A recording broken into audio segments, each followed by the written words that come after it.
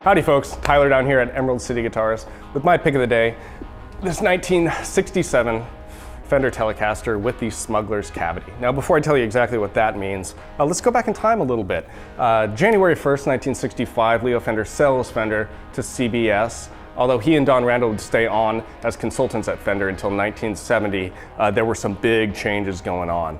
So by the mid to late 60s, the demand for these guitars was just skyrocketing. CBS was scrambling, doing everything they could to meet that demand. And unfortunately, that sometimes meant that the quality standards of Fender were relaxed a little bit. So the Telecaster, besides some really early exceptions, always made of ash up until this point. It was usually really well dried out ash, very, very lightweight. However, by the late 1960s, the demand for Teles was so high that CBS-owned Fender was basically taking anything they could get as far as wood, and that resulted in them purchasing some pretty heavy ash that hadn't been dried as thoroughly as it should have been. So rather than let this wood go to waste or wait for it to dry properly, CBS devised this solution to relieve weight on these very heavy guitars, and that was to remove pretty much all the wood that was under the pickguard. So when we take these pickguards off, we can see almost all the area under it is pretty severely routed. So as I said, this was done in an effort to make these guitars lighter. It didn't work. Pretty much every one that I've ever seen is well over 8 pounds. So as an attempt to make these guitars lighter, it was a pretty abject failure. However, a lot of people see these Smuggler's Teles as the first evolutionary step towards the thin-line Telecaster that would come out the following year in 1968. So I have people ask me all the time, they say, Tyler, can I smuggle drugs in my Smuggler's cavity Tele?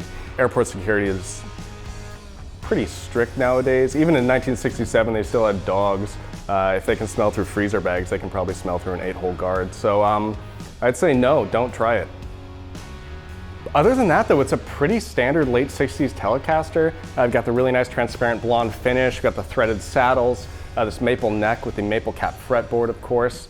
So a lot of people say that this extra airspace under the pickguard creates a little bit different tone, a little lighter and snappier. I don't know about that, I'm pretty skeptical, but hey, let's plug it in, mic it up, and we can decide for ourselves.